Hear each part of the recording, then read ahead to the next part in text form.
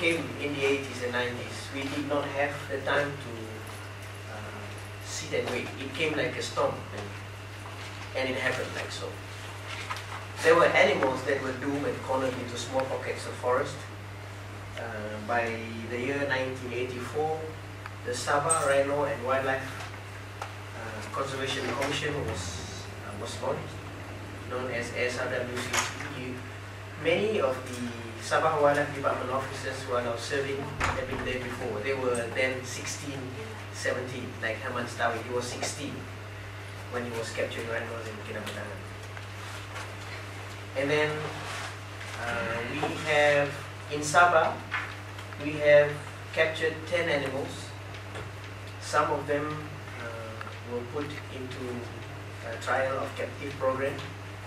Most of them were transferred from Kinabatangan to Tabin Wildlife Reserve, and the results of SRWCC was the establishment of Tabin Wildlife Reserve, a very large tract of forest, 120,000 hectares. The last rhino that was captured during that time was in 1994, Madam Goloko. She was young then, and we only know that she was young because now she is very old. She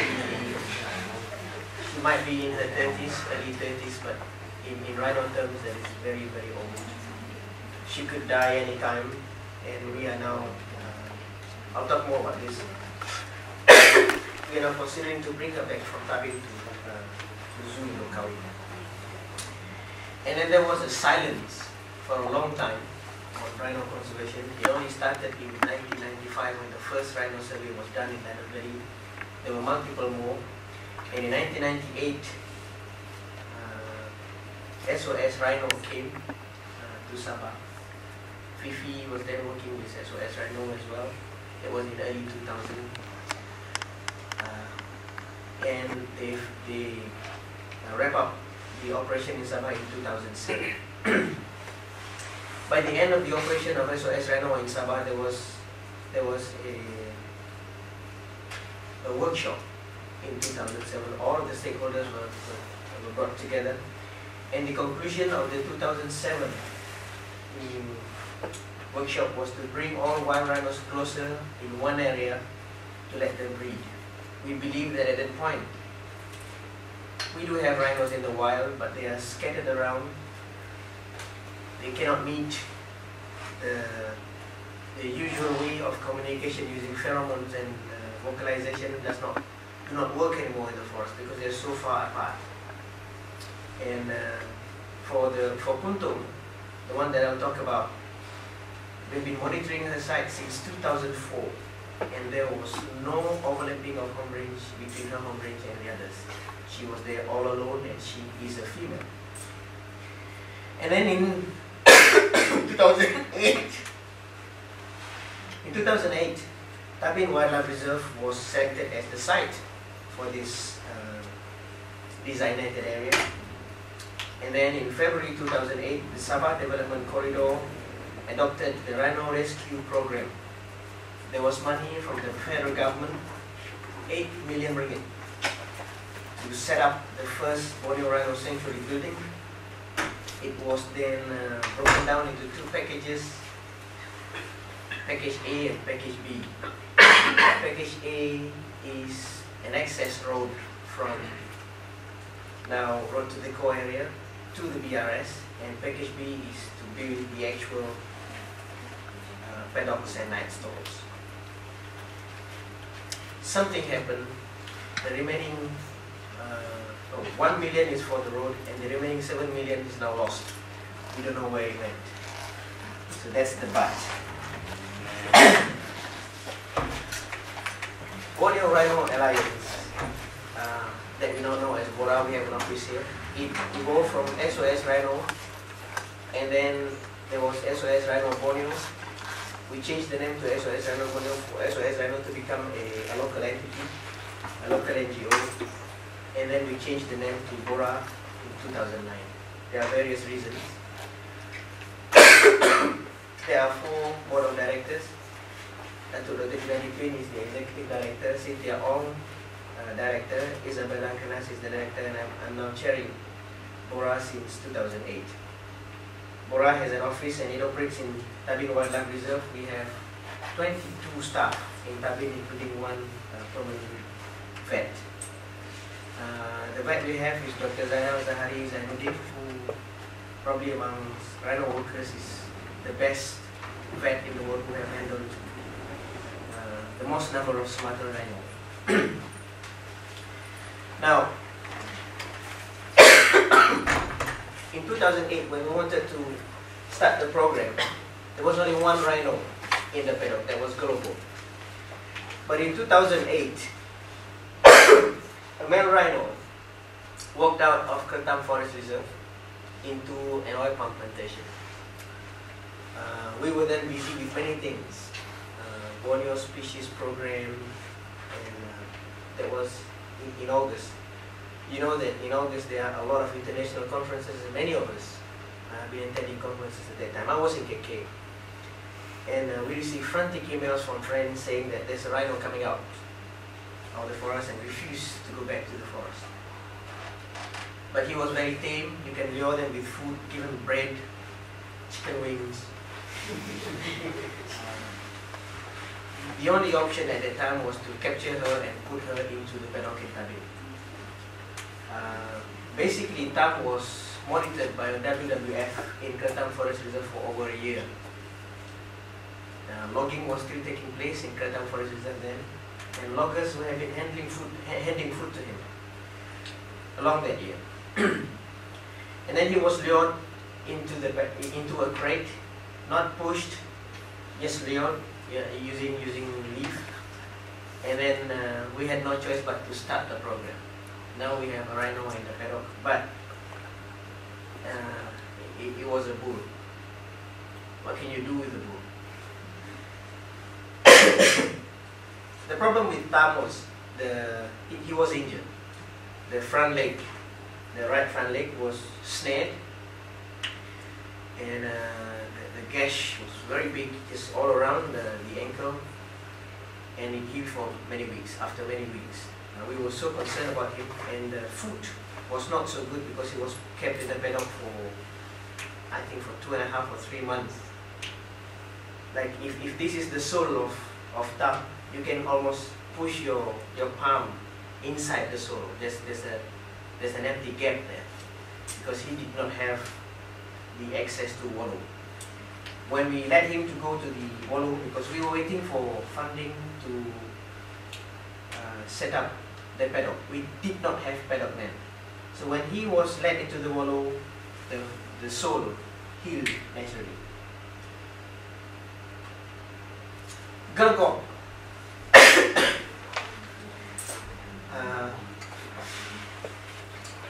When Tam was in the paddock, we have to assess the reproductive status of Galgok.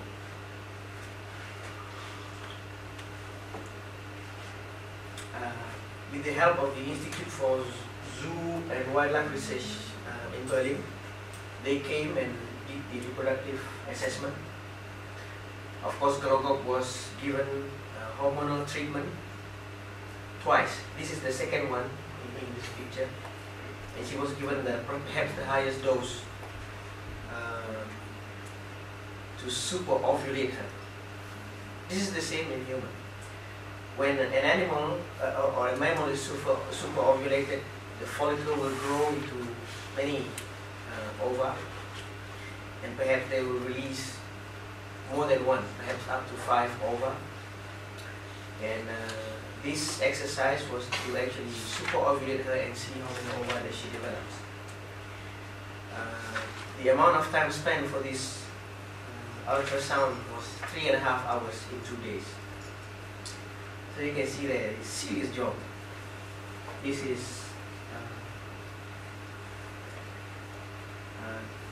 Robert Hermes. This is Thomas Hildebrand. This is Frank Goring. Can't remember this name of the doctor now. And this is how they did it. Look, there's a towel above Galgok's face. She's blind, but This is the procedure. And there was also a TV crew, and this is Globo after she was sedated and she was reversed in sedation, and in 2 minutes she was already standing and walking about. The result of the ultrasound shows that she has 0 follicle. There is no, I want to borrow Abd Hamid's words. He said, there's no more trick in the pockets. You just cannot produce any more follicles from Glogom. She's old, and we should use her for other purpose. This time we're thinking of moving her from Tabin to zoo in Lokawi, perhaps in the next 3 months or so, and we will make a countdown when she will die. So rhinos, before the species she is in reproductive senses, but she is given excellent care. She is walked to the Walu every day and walked to the next stall every day. We need 2% to take care of her, and she's eating about 50 kilograms of herbage a day. Now, Puntung. As I said, we have observed her since 2004. In the program, the vet then was Dr. Edwin Bossi, sending out teams to check on the rhinos, and he scolded our team many times for not being able to find the measurement of the front left foot of this animal. When asked, the boys just said we couldn't find footprint good enough to measure. You can see from the pictures. We didn't know that she was a Puntung then.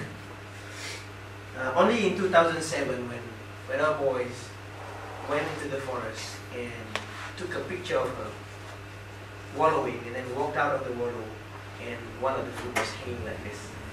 There's no fingers, there's no digit. As you can see here, this is the front right foot, this is the print of the left hand foot. She had no digits. And she was targeted for capture in 2010. We had fund from Samdabi. Samdabi is the most significant donor for this program. They are releasing 5 million ringgit in 3 years. So from 2010, we built 6 traps until the last one, trap number 6, that got her. And she was airlifted to Tabin on Christmas Day 2011. Perhaps you have seen the news in the newspaper. This is how we plan to do the work. Set up a pit for trap, animal will fall into it, and then we have to persuade her into the crate. It depends on what kind of traps that we use. Sometimes if we use the bulky one where there's already a crate in the trap, we only need to lift it and put it into a truck or into a alley. And then release into Boma. Boma is an African word. It means that an enclosure. That is to keep a given care. Prepare for airlift, move to airlift point, receive at Lipat helipad in Tabin, move to paddock in Rhino facility, and release into National Give Care. Now for Puntung operation, since she fell into the trap until the release into the paddock in Tabin, it took 6 days.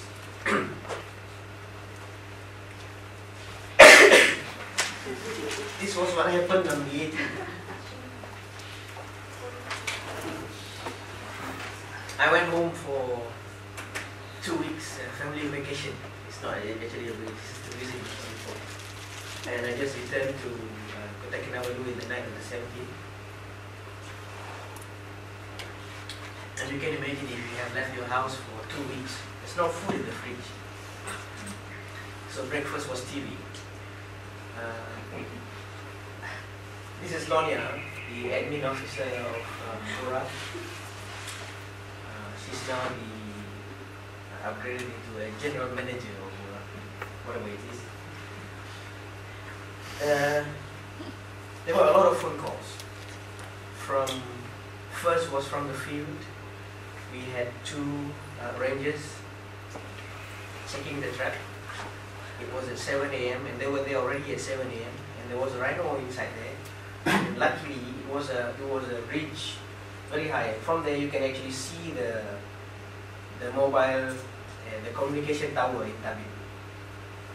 And they made phone call from there, telling Lonia that a rhino had fallen into the trap and that the rhino was Puntung. And Lonia asked Assoc, our ranger, how was she? And then the answer came, "Tidak apa-apa tu Lon, dia ampai-ampai saja di dalam sana." The problem at that time was year end. It was near to Christmas. And Datuk Junadi Pin was in England because he went to IZW with a visit with the Indonesian counterpart to IZW and went to England to have a vacation to see his family. Dr. Zainal was in Tawau. He went 3 days before that. He went to Lawas to check on the helicopter. Didn't know that the rhino was going to fall. So actually the rhino fell into the trap when Zainal was actually driving from KK to Tawau. Didn't know about it. And Lonia was in KK, I was in KK, Herman was in Hadato. Herman is the ranger from Tabin Wildlife Department who is hired by Bora to lead the captured key. And by 10 o'clock, after the cacophony of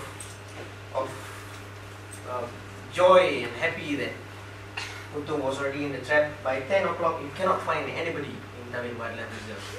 Everybody had already been to the trap site. The distance from the road to the trap site is 6 kilometers. So they ran, going up. Fifi boleh tahu lah, boleh cerita lah how fit this doesn't do. This is what happened in the morning. The trap was completed on the 16th of September in the afternoon.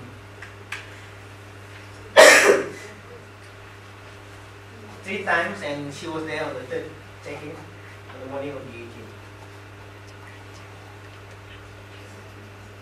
The SOP is to check once in the morning and once in the afternoon. This is 16th of December at 3:30. They went back. No need to check. It will be amazing for a rhino to fall into the trap in 3 hours. And then first check in the morning, second check in the afternoon, third check in the morning of the 18th. It's amazing. It's not even 36 hours. And she's been digging this, poking her nose or her horns into the plywood and trying to make holes there. And the trap was actually very comfortable for her. Nanti orang tanya, tidak patah kaki kah? This is 7.5 feet deep. What we did was we put a lot of leaves on the ground to give cushion for her when she falls. But if you look at this picture, she was like, she lowered herself slowly. There's no problem at all. Oh, she sprayed a little bit of urine there. Basically, this rhino does not walk very fast. She leaped laboriously. I cannot explain this enough. You need to see her walk. You need to go to Tabin and see her, because she's actually walking on 3 legs. She's amazing. This is on the 22nd of December. Dr. Zainal was able to do this on her less than 12 hours after capture. Perhaps it's because of her injury, and she had never been seen by anybody, never been seen by any other animal. So any other animal that touches her is a friend, probably. So this is how Zainal worked on her to check. There are a lot of cuts that were not caused by the trap. She's badly bruised. Probably she's fallen many times, and there are a lot of old scars on her body. This is the design of the trap. 8.5 feet deep, the bulky design, 9 feet long and 5 feet wide, lined with plywood, and there's a crate inside. This is the bulky one, very, very expensive, very, very laborious, and 3 of the times we took in the materials using a helicopter.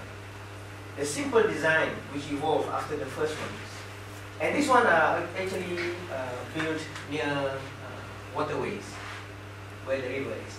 And simple design is pitfall, slightly shallower, lined with plywood and no crate. That's it. If the rhino fall, then we work for it.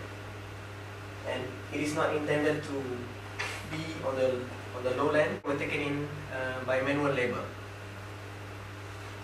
And after the 18th of December, we realized that to get a rhino, we have to put the pitfall trap in the area where the rhino will fall. It is not to our comfort, saying, oh, we must be near water, it's easy to camp. It is where the rhino always walk to and fro, and this appeared to be up on the ridge. The problem with Puntung was she never came down from the hills starting from April 2010. In theory, a rhino would spend in highlands if it is raining. When it dries, then it would come to lowland. So this is the exact case where Sabah was particularly wet last year. Until now, the last 3 or 4 days is quite dry. And this is the bomber from outside, the enclosure. There's plywood, a quick one, and there's a crate there connected to the bomber, and at the end, the other end is the trap. 9 mm plywood reinforced with poles. Plywood is tak boleh lawan lah sama rhino. It's like just a piece of paper. And there's a lot of persuasion. Azri had seen how Zainal went into the trap every time Puntung poke a horn into the plywood and tear it apart. I want to show you a picture of the operation.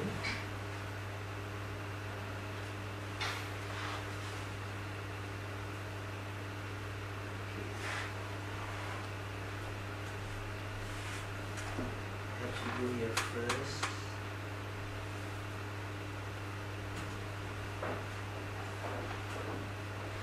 This is on the 19th of December. This is the second day. I went up there and she was resting like this. You can see that the floor is very dry. There's no water. She was hot and she kept herself like this, very almost dormant. And there's a pail of water that was carried manually. You can see the front foot there. Puntung sudah. These green materials are spray, medicinal spray. And this is the famous picture that went into the web on the second day, on Christmas Day actually. This went internationally. The face of Puntung.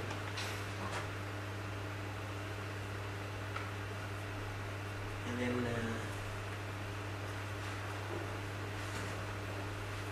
this is when I saw him, when I saw her with Zainal. This is also the second day when I just arrived.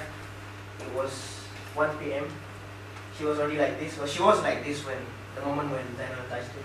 And this is Alvin, the head keeper. And this is the pole that both of them used to take cover.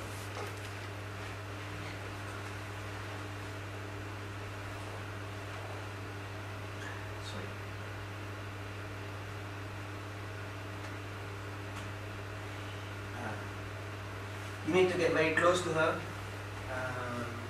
and basically you cannot be too far from the back legs. That will alarm her. But basically she's okay. So this is how they take cover. Take cover lah, main hantu-hantu lah. This is the trap. She fell into this, and then she was pushed. Or this area was backfilled with soil, and then she was persuaded to go into this crate. So that's the wall that was damaged, and this is what she did during the night. And that's the room again. So let's close that and go to the.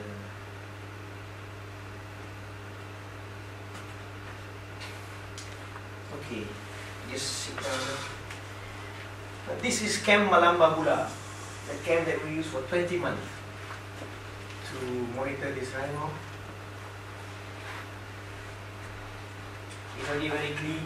They there are a lot of things. Ukiran, buat macam-macam. Nothing else to do.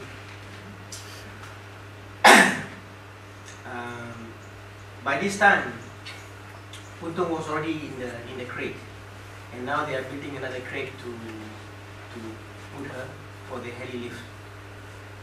And this material was taken up into the hill manually. So this is at the site, and this is Ahmad supervising the process of setting up the crate. This one was also taken up by manual labor. And Puntung was waiting lah, what to do lah. She was hand-fed in the crate.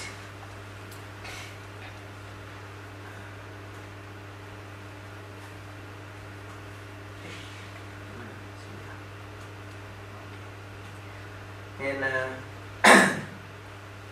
by the time this trap was beginning to take shape, the crate was beginning to take shape. And this is from inside of the bomber, and that's the window that you saw. The crate behind there is being prepared for her, and there's a lot of leaves for her to eat. This is the big gash on the leg, and still oozing blood.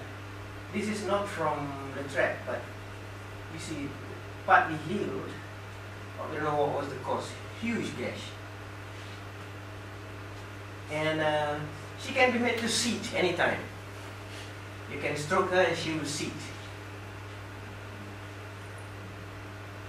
This is the bomber from outside again. The guys are working there, taking shape. This is Joseph's Timon. And the door is complete. And Zainal is always there in the trap, there in the bomber to keep her from poking holes into this. So you can see these poles here are used to cover the hole that was already made in the plywood. And she drinks normally. There was a little bit of rain, so you can see there's some mud already taking place, but she likes it. Zainal put on his glove to check on the cuts, made her lie down like that, and can be persuaded to walk using food and fruit. And what Zainal is trying to do now is to put a plastic pipe on the horn, so that when she tries to poke the plywood, it didn't get through. You look funny, look. Sorry. There. It worked a little bit.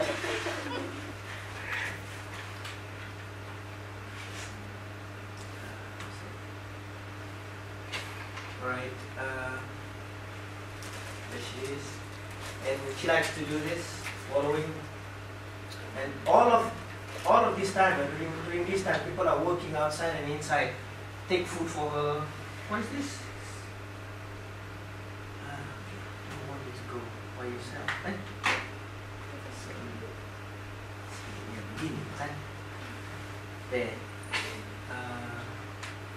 Mau jaga lubang ini. Semua ada lubang pada sini. Semua ada lubang. She was dewormed on the 22nd of December. Zainal is a vet, so he's now collecting the dung. So these are the worms. Apa ni, Hafiz sama Arni bolehlah minta sampel. Mau tengok. We think that there are 2 species though. This is the first sample from the wild.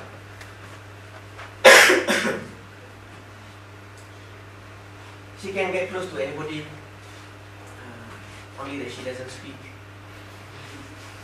Zainal is also supervising the process of setting up the helipad and also the crate. And this is the pelantarka, the platform to put the crate before it was taken by the helicopter. So everybody were working. There were more than 20 people in the area. And this is the morning of the 24th of December. This is at 2 a.m. The plan was to put her into the crate and slowly move her crate to the helipad and be taken up by the helicopter at 7 a.m.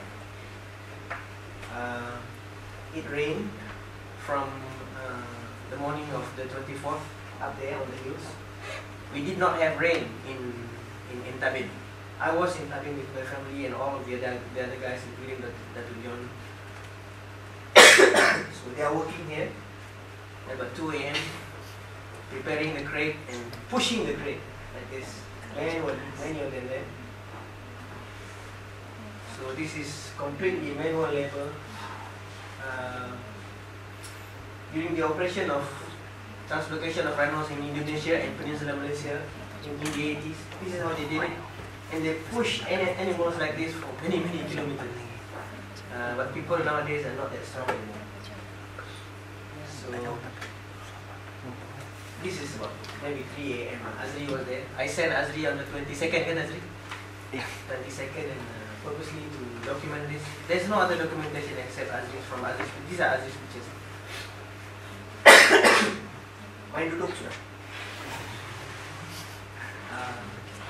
So you can see the sky is breaking there, and they are almost at the helipad. Sky is breaking, almost at the helipad, and then they are looking at their straps. Siang sudah. So it was raining all the time. And Azri, kau makan apa Azri? Ada Maggi kah? Ada. Not enough food. And on the 24th, some of the guys walked down to celebrate Christmas. Christmas on the 25th. Couldn't get through because Sungai Malamba Pulau swelled. They could not celebrate Christmas with their family. We tried to send food to them using our laborers. They cannot get through. Same reason. And we tried to send food on the 24th from the helicopter. Helicopter cannot see them. The fog was so thick. So they had to live on kerak nasi lah. They were polite. I was there on the 19th, not enough food, and they're still offering me food. On the 24th, there was no airlift. It was raining. Animal was in the crate. So another crate was taken in to connect it to the other one so that the animal can walk back and forth. So it goes like this. So animal can now walk back and forth, waiting for another day on the morning of the 25th. This is the morning of the 25th, daybreak, and last preparation done on there in the radicals. This thing you can see so many people. Zainal, and this is what's the name? Siapa namanya? Lupa. He went down to Camp Malambabula and couldn't get in touch with the crew. They thought that he went and tried to pass the river and got drowned. So we were worried that night. One side, the probability that he was drowned, but the other side was that we still want to airlift the animal the next morning. Apparently he went to Malambabula because he didn't want to sleep up on the hill, so wet. Early morning of the 25th, he was already talking to the helicopter crew, so we were okay. So these are all the people that was helping the designer there, the retired airman. Final picture before airlift. This is helicopter has arrived. 2 bags here we prepared for them. There are food in here, biscuits for instant food, and rice so that they can spend a little bit of time to cook delayed food.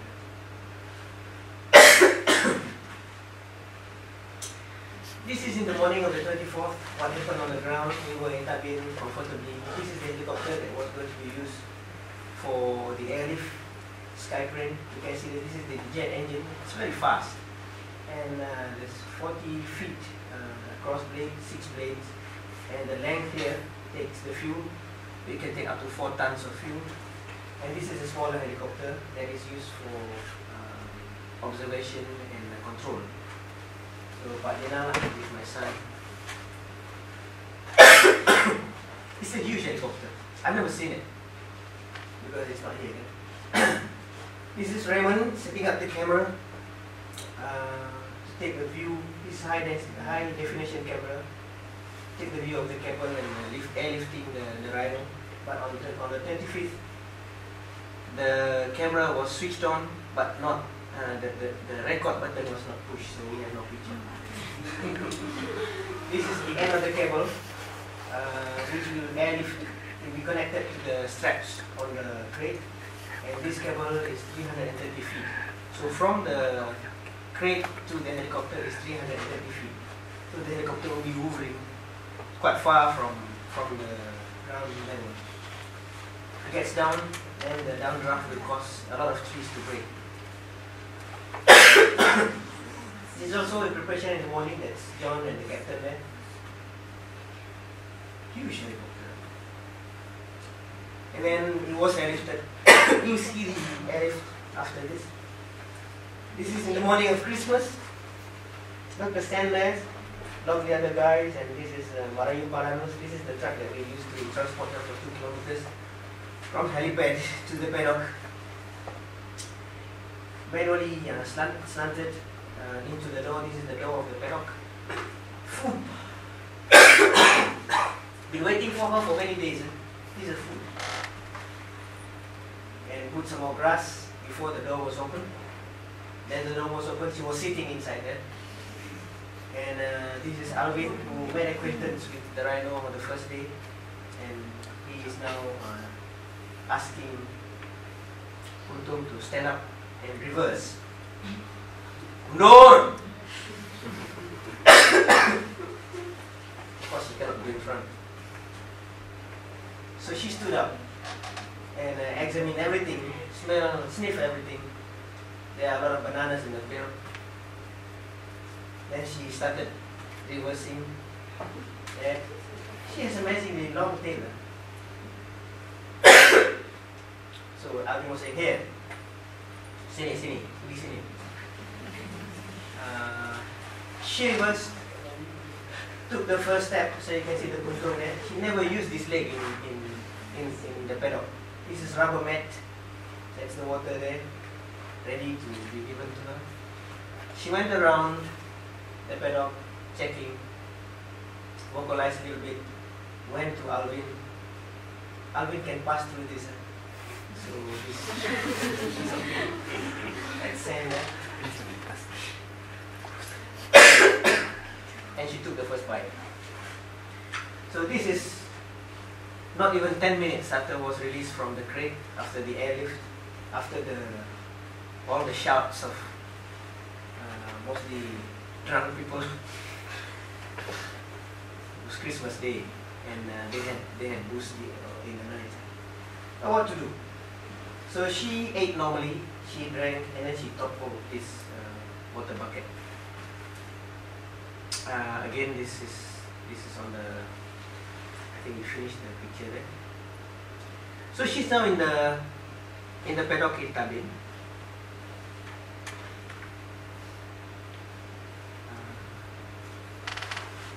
I want to continue with the presentation.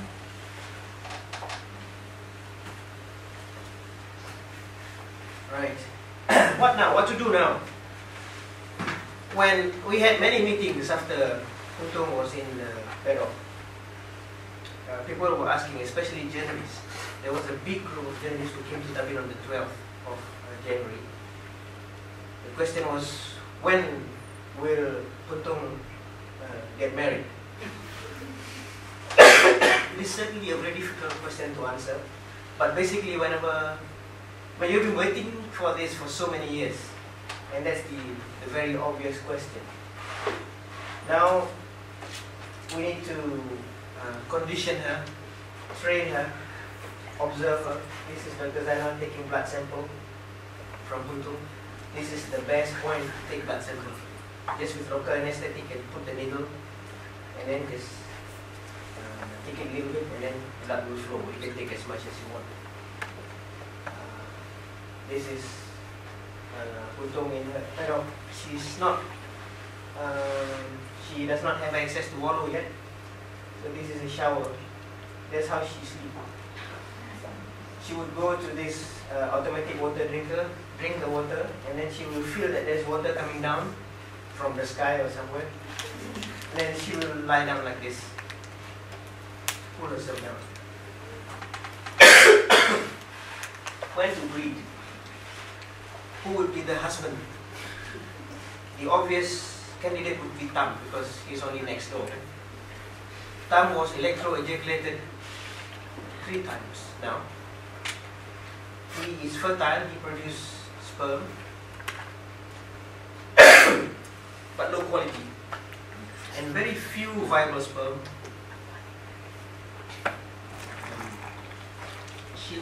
He looks okay. We have seen. So this one doesn't mean good quality sperm. And Andalas in Indonesia is a large bull, 800 kilograms. Tam is only 700. The obvious thing is when breeding is to occur, we will have to make sperm available at that time. So it can either be from Tam or from Andalas, using artificial insemination or natural. Artificial insemination would obviously involve superovulation, a lot of ova. Then there will be a question of whether you want to harvest the ova or you want to harvest the embryo. So superovulation first, and then get the sperm and flood the uterus with sperm, and then after a few days harvest the embryo. If you have an embryo in the form of blastocyst, blastula, you already have a rhino in the form of cell. Question would be to whom it will be given for surrogate mother. Embryo harvesting or ova harvesting, both can be done. And surrogates, in Indonesia there are 2 other female rhinos. Their names are Rosa and Bina. Cannot be bred with Andalas. Frantic female. They would be on heat and looks like ready to mate. Standing heat. Standing heat means a female would stand and give her backside to the male. And when the bull came in and started sniffing, they went berserk. They said, "Ah, tidak mau sudah."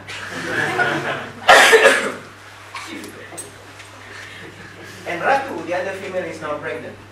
Bred with Andalas many times. She is now pregnant. Now is in her 7th month or 8th month now. So we will wait sometimes in August to receive the good news. If that happens, then that will be the first captive born rhino in Southeast Asia. And the 3 legs. If breeding is to be natural, then she will have to stand for Tam. And there will only be 5 legs on the ground instead of 6. Question is whether she can balance that. We believe that she can. Wild animal, you don't know what they can. I think she will accommodate, but then there are a lot of questions on prosthesis, whether we want to put prosthetic legs so that she can stand a little bit more comfortably. These are all of the challenges. Many interested parties have been contacted to sponsor the leg. Adidas, Nike, and the Mr. Prosterius from South Africa, who's What is the function of ITBC? ITBC analyzes food, plant, soil and water. Charles is doing this. We've got some interesting compounds. We need to know what they are, Charles. The concern is whether the food plants are healthy enough to be given to rhinos or not.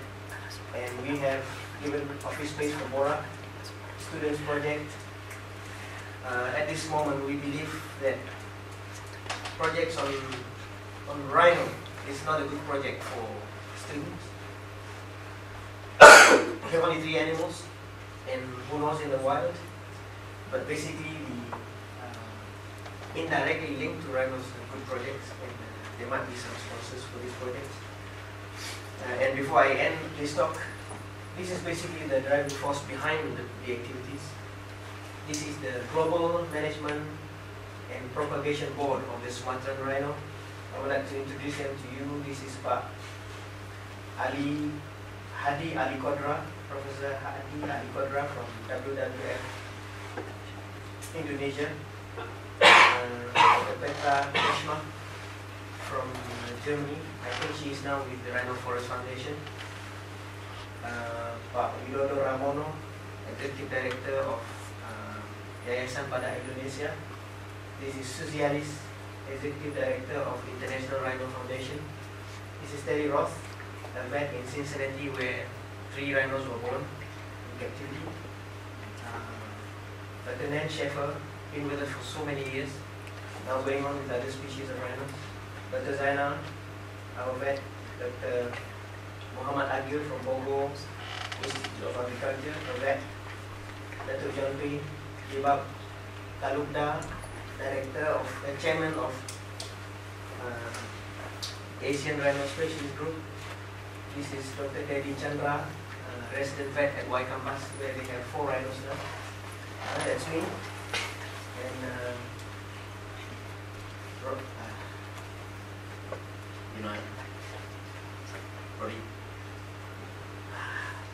Dr. Radcliffe, resident vet at Cincinnati, but attached to Y Campus program. This is Steve Sutter from Florida White Oak Zoo, where one of the males in Indonesia are housed. And this is Professor Haribat Offer, the director of the Institute of Zoo and Wildlife Research in Fiji. In the US, there are 3 rhinos: Ipu, the bull, partly blind, and then Suchi, the daughter, at prime breeding age, and Harry, the brother, 4.5 years old. The firstborn Andalas to be sent to Indonesia. So you can see the problem in Cincinnati, where you have the father, the daughter, and the brother. So they are, if they are going to breed these animals, it's actually a very classic case of inbreeding.